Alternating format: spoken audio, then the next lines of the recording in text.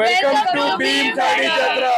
Bhimthadi Jatra is a lively rural carnival that showcases the best of tradition, art, and culture, with attractions like cultural exhibitions, food stalls, flea markets, and live performances. It offers a place of complete rural experience. The event focuses on empowering women by giving them a platform to display their business in handicraft, music, food, and textiles. It aims to celebrate both the rural culture and the contribution of women to it. The 18th edition, held at Ashoknagar, Pune, featured 325 stalls, including 30 from 12 different states, making it the great mix of local and regional talent.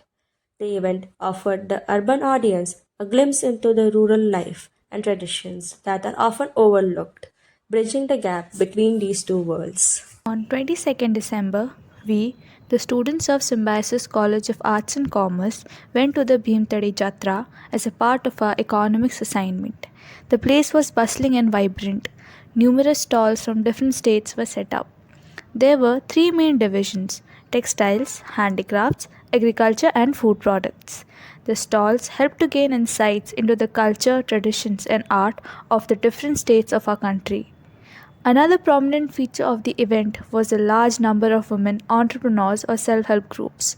They gained a platform to showcase their products. Through interactions with the stall owners, we got to know about their business, stories, and challenges faced by them.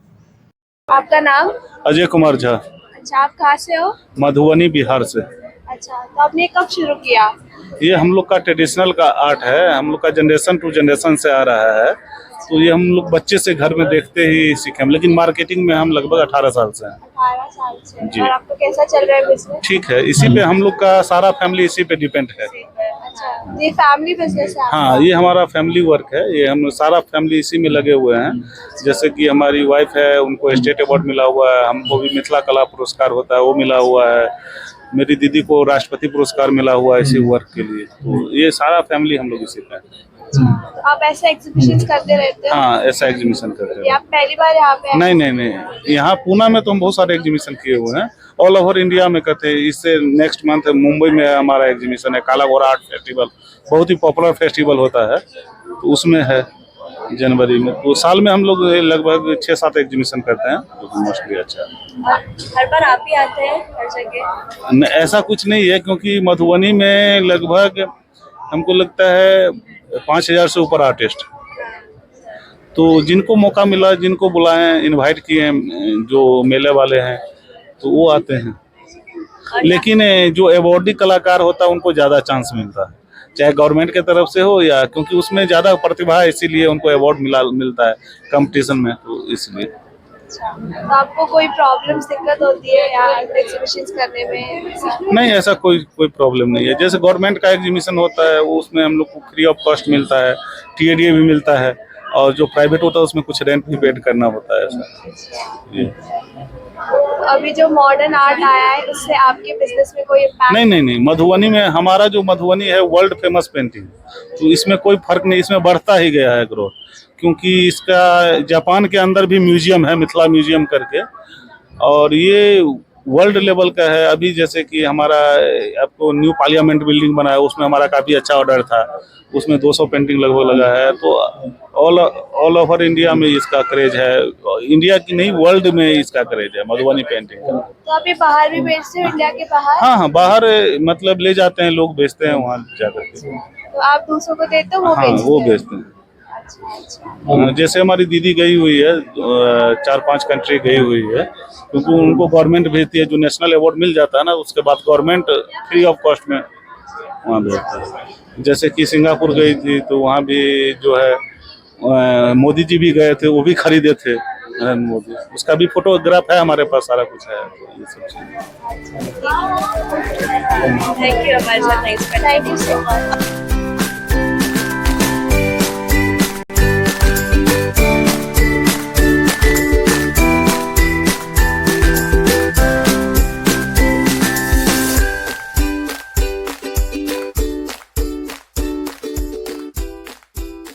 नमस्कार, आम्ही Symbiosis College of Arts and Commerce मधून इथे विद्यार्थी आलोय. आम्हाला तुमचं पहिले नाव सांगतात दीपाली दत्तात्रय गायकवाड. आणि आपले दुकान कशाबद्दल, आपले स्टॉल जे आहे ते कशाबद्दल आहे? म्हणजे माझ्या हँडमेड कापडे बॅग्स आहे. अच्छा, तर हे हँडमेड कापडी बॅग जे तुम्ही स्वतः बनवतात की तुमचा एक महिलांचा ग्रुप आहे? हे आमचा राजनंदिनी नावाचा एक महिला ग्रुप आहे, ते आम्ही बनवतो. म्हणजे सगळे इन्व्हेस्टमेंट मी करते, राहिलेल्या महिलांना मी रोजगार म्हणून हाताशी घेते. आणि तुम्ही कुठचे आहात मूळचे? बारामती संसद, इंदापूर तालुका. तिथे तुम्हाला काही सरकारतर्फे काही मदत काही मिळते? आहे ना, मिळते ना, पंचायत समितीमधून मिळते. मी भीमजरी जत्रा जे सुनंदा वहिनी भरवतात त्यांच्या पतसंस्थेकडून पण भेटते. अच्छा अच्छा. तर आज तुम्ही इथे तुम्हाला जो स्टॉल बसवलाय तुम्ही, त्यासाठी तुम्हाला काय त्रास वगैरे जाणवला इथे काय करता? नाही, त्रास नाही, कारण त्यांचं काय म्हणतात ते, म्हणजे प्लॅनिंग छानच असतं, त्यामुळे काही त्रास वगैरे नाही काही. खूप खूप धन्यवाद.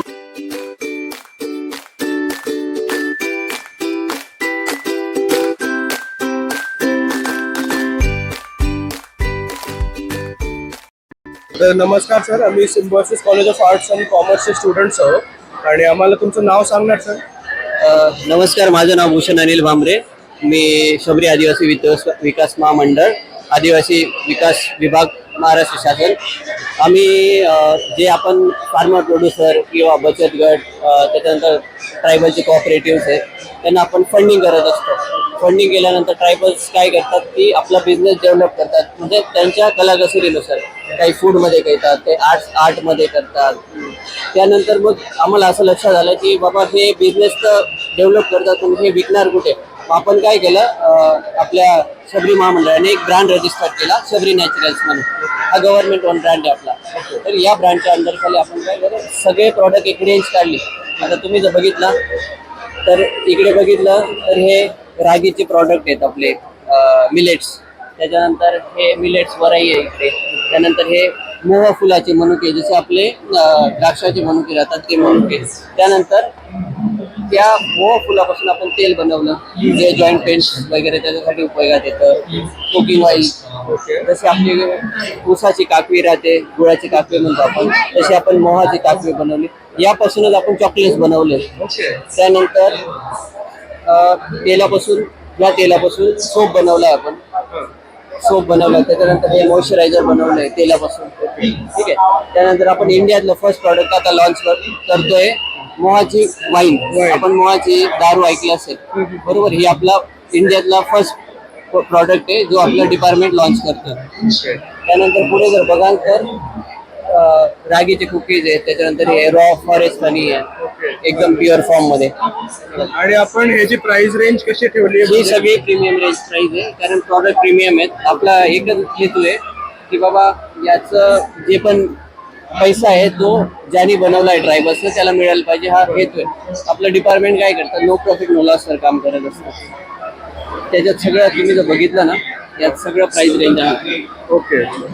की आपण रिक्वेस्ट वरती ऑर्डर घेतो. त्यानंतर यावेळेस आपण काय केलं, जे कॉर्पोरेट गिफ्टिंग करतात दिवाळीसाठी, तर प्लास्टिकचं काहीतरी देणार किंवा बुके देणार, त्यानंतर आपण सोनपापडीचे डबे देणार. तर आपण काय केलं, एक ऑप्शन बास्केट बनवला. ओके, ठीक आहे. त्या बास्केटमध्ये वेगवेगळे प्रॉडक्ट्स आपले टाकले आणि कॉर्पोरेट्सला सांगितलं की तुम्ही आमचं बास्केट परचेस करा. जवळपास आम्ही 1200 ते 1300 बास्केट सोल्ड आउट केले. ठीक आहे. याच्यात वेगवेगळे कस्टमाइज बनवून देतात. आपल्याला जे इथे दिसतंय ते सगळं मिळेल. माझा अजून एक प्रश्न आहे की आपण हे जे आदिवासी तुम्ही म्हणतात ते कुठल्या भागातले, की all over Maharashtra? All over Maharashtra type. आणि तुम्ही ह्यांना रीच आउट कसं करता? तर तुम्ही थोडं एक छोटे पद्धती आम्हाला सांगितली की तुम्ही ह्यांना रीच आउट कसं करता? बघा, विषय काय असतो माहितीये का, रीच आउट करणं म्हणजे आमची टीम आहे. प्रत्येक ब्रांच ऑफिसेस आमचे 12 आहेत. आमचं हेड ऑफिस नाशिकला, बरोबर? रीच आउट करणं म्हणजे काय, सपोज आमची टीम ग्राउंडवर फिरत असते, त्यांना दिसतं की बाबा हे लोक काहीतरी चांगलं करतायत, आम्ही काय करतो, त्यांना अप्रोच करतो की गव्हर्नमेंटची अशी स्कीम आहे तिथून तुम्हाला फंड मिळू शकतो. ते फंड रेज केल्यानंतर ते प्रॉडक्ट आपले बनवतात. त्यानंतर मग हे फर्दर आपण हे मार्केट करतो.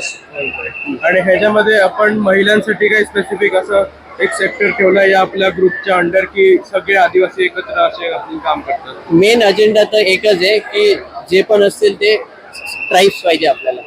बरोबर आहे. त्यानंतर मग त्याच्यात महिला असो पुरुष असो काही प्रॉब्लेम नाही, फक्त ट्रायबल्स पाहिजे बस. सर बेसिकली तुम्ही ट्रायबलांचा उद्धार करताय. कारण आपलं महामंडळच ट्रायबल आहे ना, आदिवासी विभाग आहे ना, त्यामुळे फक्त ट्रायबल. तर आपण सरकारशी अफिलिएटेड आहात आता? ऍक्च्युली आम्ही सरकारची माणसं आहोत, ओके, हे प्रमोशनसाठी आता आलो होतो. थँक्यू सर आम्हाला वेळ दिल्याबद्दल. थँक्यू.